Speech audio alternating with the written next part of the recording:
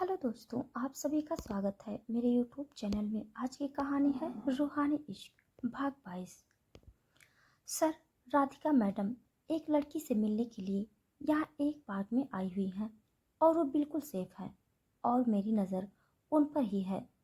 शिविन ये सुनकर बोला, ठीक है, तुम उन पर नज़र रखो जब तक वो सेफली घर नहीं पहुँच जाती, और कुछ भी हो तो मुझे तुरंत कॉल करके बताना। इतना कहकर शिविन कॉल कट कर देता है, लेकिन कहीं न कहीं उसे ये बात थोड़ी अजीब लगी। वो खुद से बोला, जहाँ तक मैं जानता हूँ, राधिका की ईशा के अलावा आज से कोई दोस्त नहीं थी, और उसके अलावा सिर्फ ऋषभ ही उसका दोस्त था, और ना ही राधिका ने कभी किसी लड़की का जिक्र किया। और जगताप ने ईशा का मर्डर किया था, इसीलिए वो इस बात से थोड़ा कंफ्यूज था कि राधिका इस तरह भागते हुए आखिर किस लड़की से मिलने गई थी। लेकिन उसने खुद को शांत किया और वो खुद से बोला, मैं इस बारे में राधिका से खुद ही बात करूंगा। वो वापस मीटिंग में बिजी हो जाता है।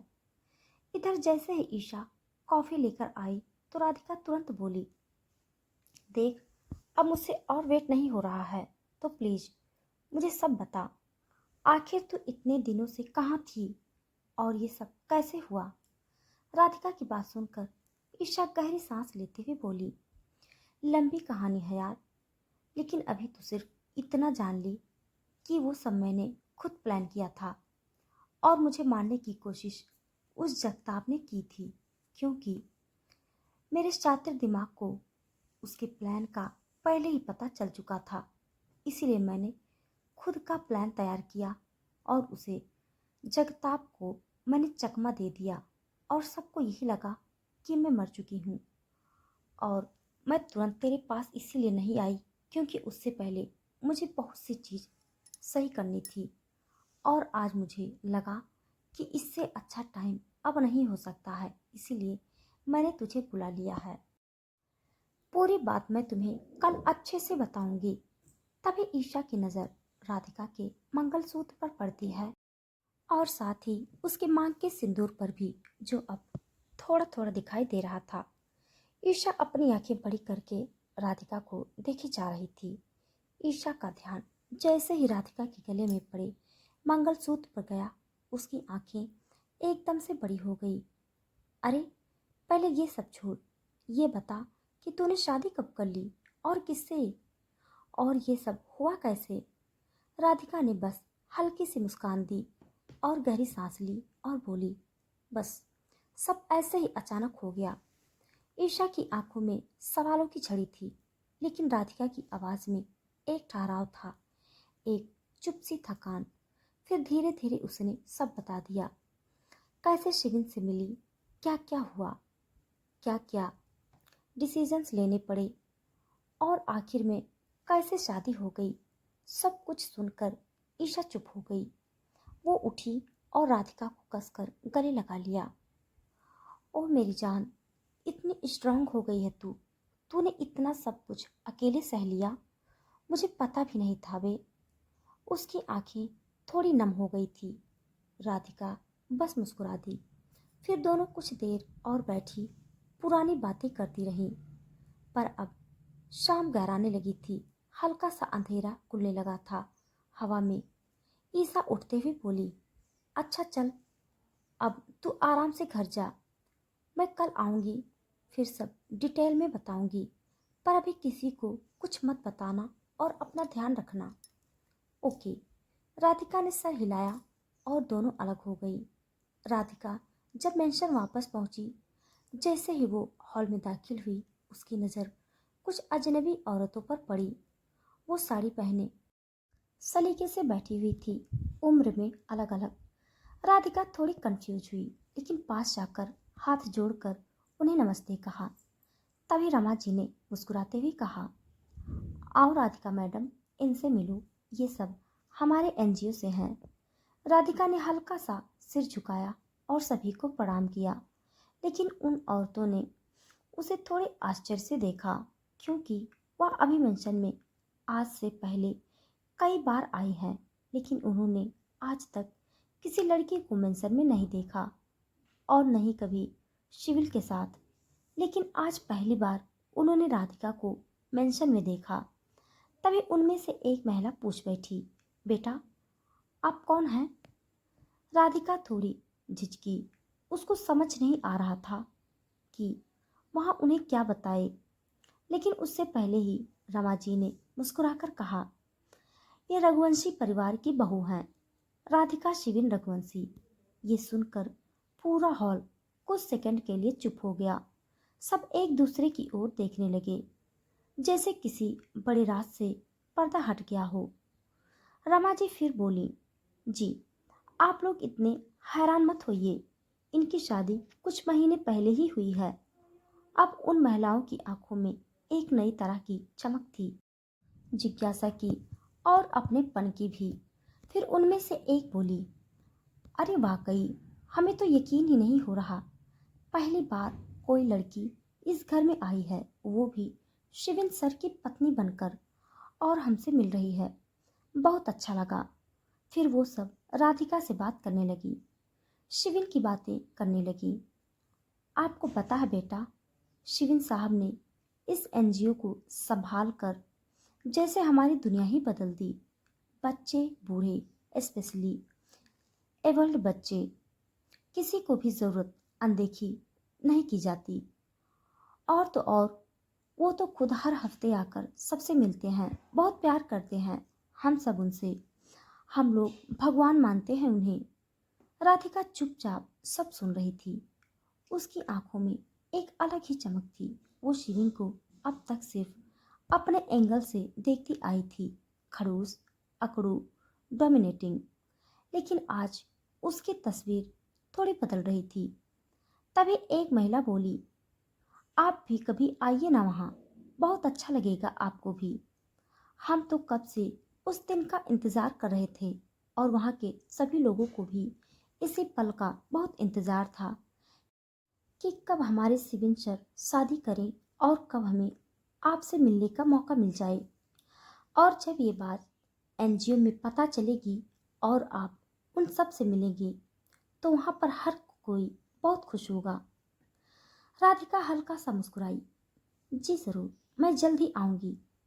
इसी बीच बातचीत चल ही रही थी कि शिविन घर आ गया। जैसे ही उसने अंदर कदम रखा, उसकी नज़र सीधे राधिका पर गई, जो आज पहली बार पूरी तरह से एक रघुवंशी बहू की तरह उन महिलाओं से बात कर रही थी, अपने पूरे सम्मान और आत्मविश्वास के साथ।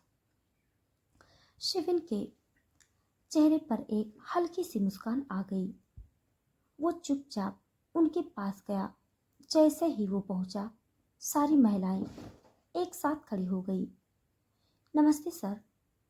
अरे बैठिए बैठिए, आप सब तो अपने हैं, शिविन ने बड़ी विनम्रता से कहा। फिर वो राधिका के पास बैठ गया। राधिका को एक अजीब सा एहसास हुआ, एक गर्माहट, एक हल्की सी बेचैनी, जैसे कुछ बदल रहा हो अंदर ही अंदर। थोड़ी देर बाद सब महिलाएं जाने लगी। जी अब हमें जाने दीजिए, नमस्कार। शिविन और राधिका भी अपने रूम में चले गए। रूम में राधिका खुद से ही बड़बड़ाई, ये खड़ूस अच्छा भी हो सकता है। मुझे तो लगा था ये बस खड़ूस ही है। अच्छा तो यह मेरे लिए तो क्या किसी के लिए भी नहीं हो सकता।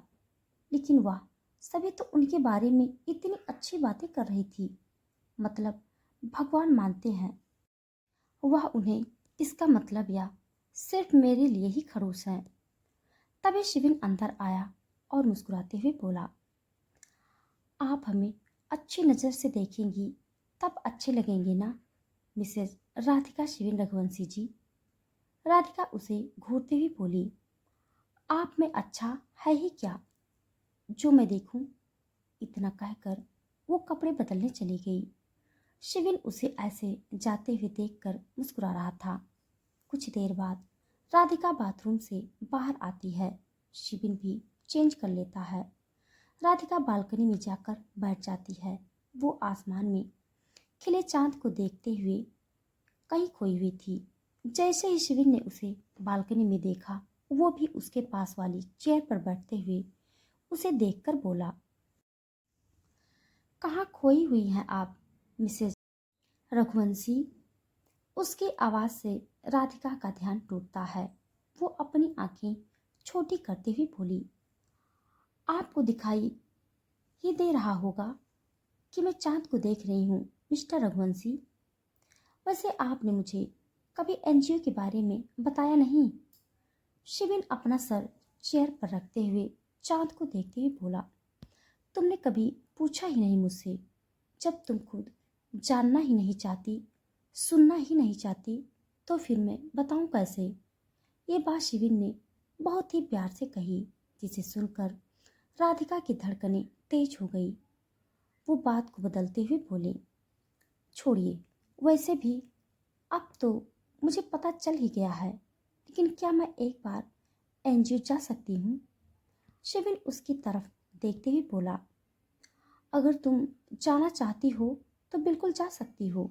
आखिर अब तुम शिविन रघुवंशी की वाइफ हो, तो तुम्हें वहाँ जाना चाहिए। तुम चाहो तो हम कल ही वहाँ जा सकते हैं, क्योंकि कल मैं वहाँ उन सब से मिलने वाला हूँ। ये सुनकर राधिका के चेहरे पर स्माइल आ जाती है। वो शिविन की तरफ मुस्कुराते हुए बोली, ठीक है, तो फिर कल चलते हैं एनजीओ। Good night. और इतना कहकर वो वापस रूम में सोने के लिए चली जाती है।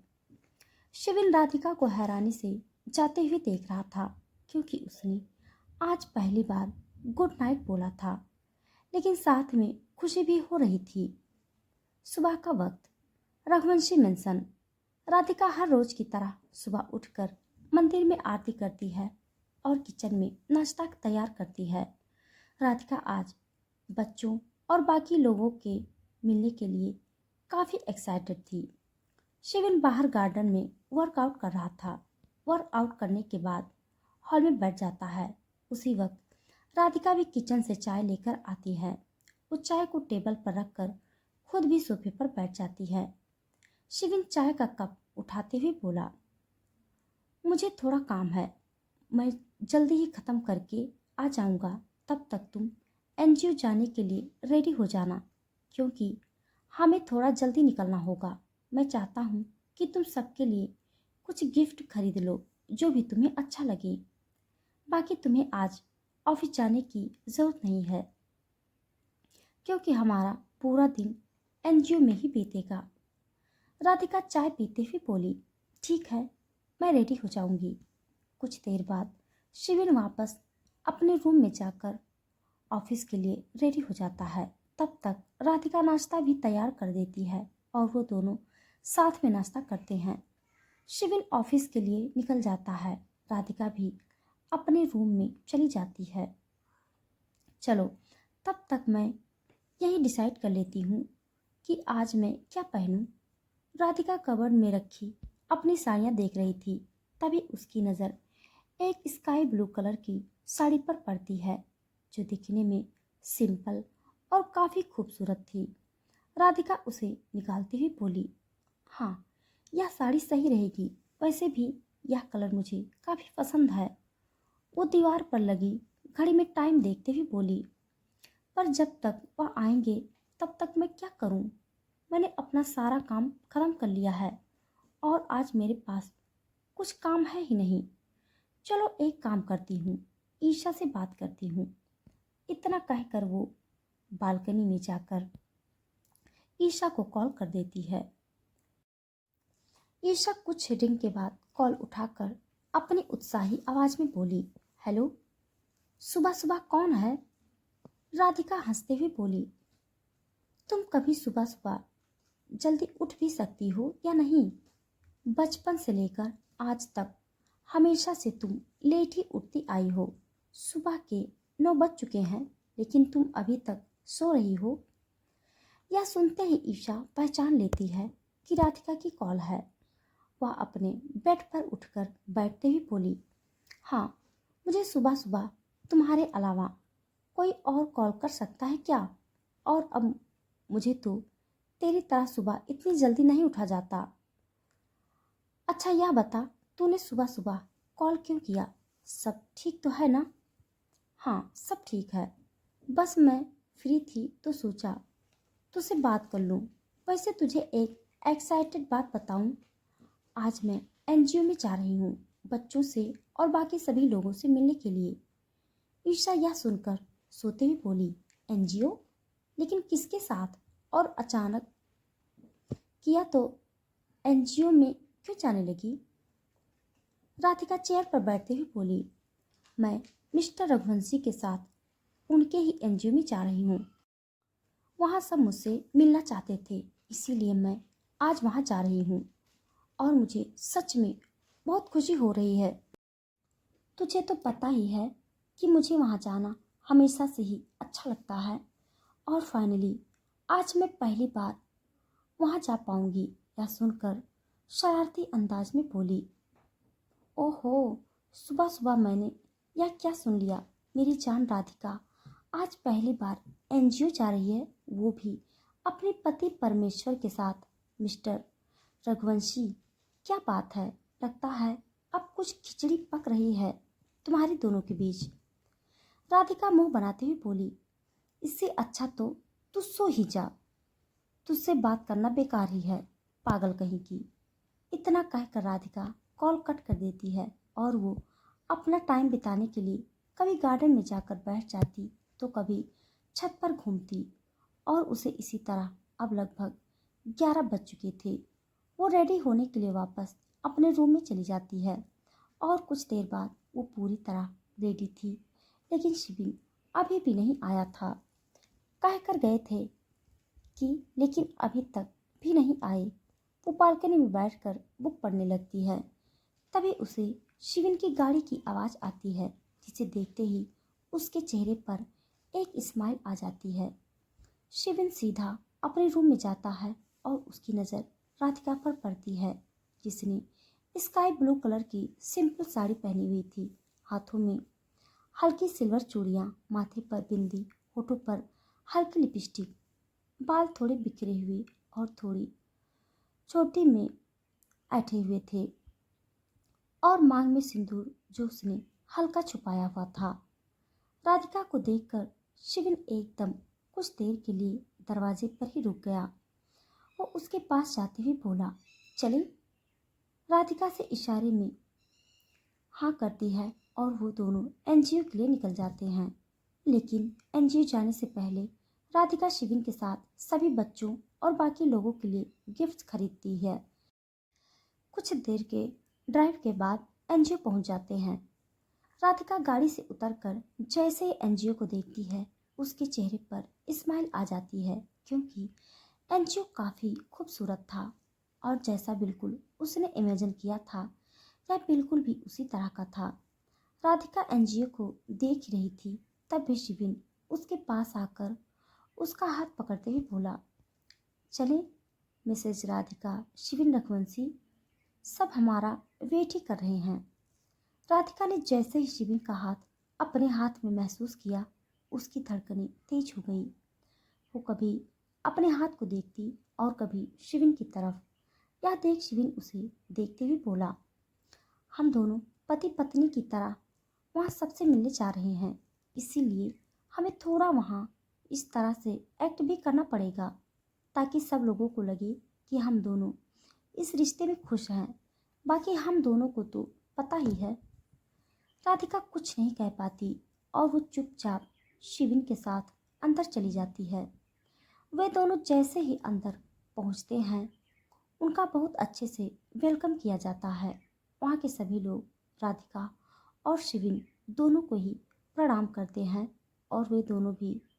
शिविन राधिका के पास आते हुए बोला, तुम एंजॉय करो, मैं यही ऑफिस में हूँ। और इतना कहकर वो कैशियो के साथ एनजीओ के ऑफिस में चला जाता है। आज का मौसम काफ़ी अच्छा था, क्योंकि आज धूप बिल्कुल भी नहीं थी, बल्कि आसमान में बादल घिरे हुए थे। साथ ही ठंडी हवाएं चल रही थी, जिससे मौसम बिल्कुल सुहावना था और कोई भी यह देखकर बता सकता था कि आज बहुत तेज बारिश होने वाली है। राधिका वहाँ के स्टाफ से बोली, बाहर का मौसम काफ़ी अच्छा है, तो मैं सभी को बाहर गार्डन में ले जा रही हूँ। हम सब वहीं बैठकर एंजॉय करेंगे। राधिका के कहने पर बॉडीगार्ड सभी लोगों को वहां बनी एक बहुत ही प्यारे और बड़े गार्डन में ले जाते हैं, जहां राधिका सबके साथ वहीं बैठती है। वो उन सब के साथ बातें किए जा रही थी और सब उसके साथ बहुत एंजॉय कर रहे थे, बच्चे भी और बड़े लोग भी। राधिका उन सबको देखते हुए बोली, तो आप सब लोग गिफ्ट लेने के लिए रेडी हैं? और सभी बच्चे एक्साइटमेंट में चिल्लाते हुए बोली, ये गिफ्ट मिलेंगे, गिफ्ट मिलेंगे। राधिका उसके पास खड़े बॉडीगार्ड को गिफ्ट लाने का इशारा करती है। वे सभी उसका इशारा पाते ही तुरंत सभी गिफ्ट ले आते हैं और राधिका सबको खुद एक एक करके गिफ्ट देती है, जिससे राधिका और बाकी सब बहुत ही खुश थे।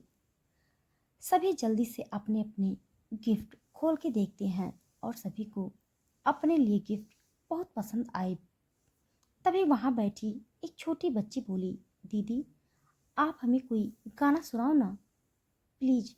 मैं जानती हूँ कि आपकी आवाज़ बहुत अच्छी होगी और साथ में कहानी भी, प्लीज। तभी पीछे बैठे एक बूढ़े काका बोले, हाँ बिटिया, बच्चे सही कह रहे हैं, तुम हम सबको अब कहानी और एक अच्छा सा गीत सुना दो। सभी बच्चे ऐसे ही जिद करने लगते हैं। राधिका उन सबको इस तरह देखकर हंसते हुए बोली, अच्छा अच्छा ठीक है, मैं सुनाती हूँ। तो सबसे पहले हम कहानी सुनाते हैं, उसके बाद में आप सबके साथ गाना गाऊंगी। इतना कहकर राधिका सबको कहानी सुनाने लगती है, जिसे सब बहुत ही ध्यान से सुन रहे थे और वो सब इंजॉय भी कर रहे थे। तभी वहाँ खड़ी एक लेडी स्टाफ दूसरी से बोली, देखो मैडम ने सबका दिल कितनी जल्दी जीत लिया और सब लोग उनके साथ कितना एंजॉय कर रहे हैं। दूसरी लेडी मुस्कुराते हुए बोली, बात तो तुम सही कह रही हो, इनमें कुछ तो बात है और होगे भी क्यों नहीं, आखिर जब ही तो शिबिन रघुवंशी की पत्नी है तब उनमें खासियत तो होगी ही। वैसे भी दोनों की जोड़ी बहुत अच्छी है, शायद इसीलिए अब तक हमारे सर की शादी नहीं हुई थी, क्योंकि उन्हें इतनी अच्छी साथी जो नहीं मिली थी। राधिका कहानी खत्म करके उन सबको गाना सुनाने लगती है और वे सभी उसके साथ गाना गा रहे थे।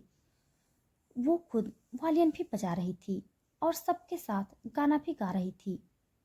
इधर शिविन जो ऑफिस में बैठा हुआ चेक कर रहा था कि क्या एनजीओ में सब कुछ सही चल रहा है या नहीं, और वहाँ खड़े सभी स्टाफ इस वक्त डरे हुए थे।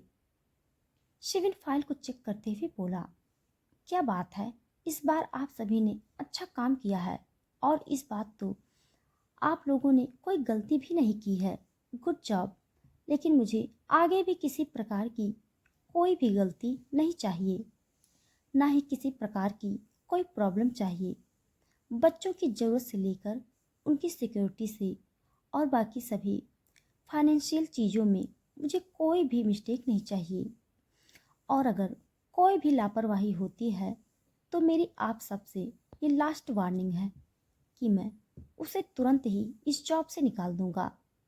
तो बेहतर होगा कि आप सभी बात ध्यान रखें और मुझे टाइम टू टाइम रिपोर्ट चाहिए। वहाँ सभी सिर झुकाए हुए खड़े थे। वो सभी एक साथ बोली, जी सर, कोई गलती नहीं होगी। वो सब वहाँ से चले जाते हैं। तभी शिविन की नज़र बाहर राधिका पर पड़ती है, जो बच्चों के साथ गाना गा रही थी। वो ऑफिस की खिड़की के पास खड़ा होकर उसे देख रहा था। उसे इस तरह देखकर न जाने शिविन को एक अजीब सा एहसास हो रहा था। उसकी धड़कनें बढ़ती जा रही थी और वो राधिका में खोई जा रहा था। तभी बारिश भी शुरू हो जाती है, जिससे राधिका सभी बच्चे और बाकी लोगों को तुरंत अंदर भेज देती है, लेकिन वो खुद अंदर नहीं जाती। वो अपने दोनों हाथों को हवा में खोलकर बारिश में भीगी जा रही थी और उसके चेहरे पर स्माइल भी थी। ये देखकर शिविन तुरंत ऑफिस से बाहर जाता है और वो राधिका के पास जाने ही वाला था, लेकिन उसके पैर कुछ दूरी पर ही रुक जाते हैं। राधिका बारिश में बेफिक्र होकर डांस किए जा रही थी। उसकी साड़ी उसके बदन पर सिमट चुकी थी। शिविन ने राधिका को आज पहली बार खुल के मुस्कुराते हुए देखा था और पहली बार उसने उसको इतना खुश देखा था। शिविन के अंदर आज एक अलग सा एहसास था जो शिविन महसूस कर सकता था। उसकी नज़र राधिका से एक पल के लिए भी नहीं हट रही थी और राधिका बिना शिविन को देखे बस खुद में मगन हुई बारिश में डांस किए जा रही थी। शिविन खुद से बोला, ये मुझे राधिका को देखते ही एक अजीब एहसास क्यों होने लगता है? आखिर क्यों? अब मैं खुद को रोक नहीं पा रहा हूँ। क्यों मैं उसकी तरफ खींचे जा रहा हूँ? आखिर क्या है ये? शिविन जो अभी तक आराम से राधिका को देख रहा था, वो अपने कदम राधिका की तरफ बढ़ा देता है। राधिका घूमते हुए तुरंत शिविन की बाहों में चली जाती है। शिविन के हाथ राधिका की कमर पर थे और राधिका के हाथ शिविन की चेस्ट पर। राधिका जैसे ही शिविन से दूर होने की कोशिश करती है, शिविन उसे अपनी ओर करीब ले आता है, जिससे राधिका की धड़कनें तेज हो जाती हैं। शिविन के छूने से उसके अंदर सरहसी दौड़ने लगती है। वो शिविन की आंखों में देख रही थी, जिनमें उसे आज कुछ अलग दिखाई दे रहा था। वो अपने कांपते हुए होठों के साथ शिविन से नजरें चुराते हुए बोली, छोड़िए मुझे, ये आप क्या कर रहे हैं? शिविन की नजरें बार बार राधिका की गुलाबी सी पंखुड़ी के जैसे होठों पर थम जाती, जिससे उसका गला सूखने लगता है। बारिश अब और भी तेज हो चुकी थी और हवा भी तेज चल रही थी, जिससे राधिका के बाल उसके चेहरे पर आ रहे थे। शिविन राधिका के बालों को उसके चेहरे से हटाता है और वो उसके चेहरे को अपने हाथ में पकड़ते हुए उसके होठों के करीब जा रहा था। ये देख राधिका तुरंत अपनी आंखें बंद कर लेती है। वो शिविन को रोकने की कोशिश करती है, लेकिन शिविन तो जैसे खो ही गया था और शिविन अपने होठों से राधिका के होठों को छू लेता है, जिससे राधिका एकदम वहीं ठहर गई। राधिका के एक हाथ की पकड़ शिविन की शर्ट पर कस गई। शिविन राधिका में खोया हुआ था, लेकिन राधिका बिना किसी रिस्पॉन्स के खड़ी थी। शिविन की इस हरकत की वजह से वो अपनी जगह जम सी गई। उसे समझ नहीं आ रहा था कि वह क्या करे क्या नहीं। तभी आसमान में जोर से बिजली चमकी, जिससे वो दोनों ही अपने अपने ख्यालों से बाहर आए। राधिका शिविन को धक्का देकर उसे अपने से दूर करती है और वो एक नज़र शिविन को देखती है और उसके बाद वो वहाँ से तुरंत भाग जाती है।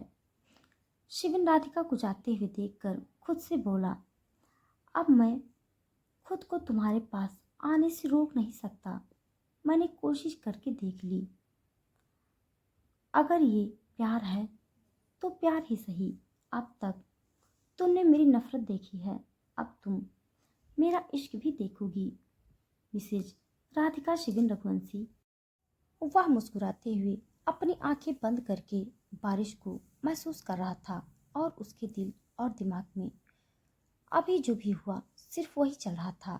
इधर राधिका भागते हुए एक रूम में जाकर दरवाज़ा बंद कर लेती है। राधिका नीचे दरवाजे के सहारे बैठ जाती है। उसकी धड़कन अभी भी तेज थी और उसके दिमाग में वो सीन बार बार आ रहा था। राधिका, यह सब क्या था? आखिर मैं इनको समझ क्यों नहीं पा रही हूँ? यह चल क्या रहा है उसके दिल और दिमाग में? कभी मुझे लगता है कि ये मुझे इतनी नफरत करते हैं कि जितना इस दुनिया में कोई किसी से नहीं करता होगा, और दूसरी तरफ ये सब आज जो भी हुआ है यह बिल्कुल अलग। और राधिका, तुमने उन्हें रोका क्यों नहीं? तो दोस्तों, आज के लिए बस इतना। इसके आगे का भाग जानने के लिए आप सब मेरे साथ बने रहिए। हमारी कहानी आप सबको कैसे लग रही है कमेंट बॉक्स में ज़रूर बताइएगा। तब तक के लिए धन्यवाद।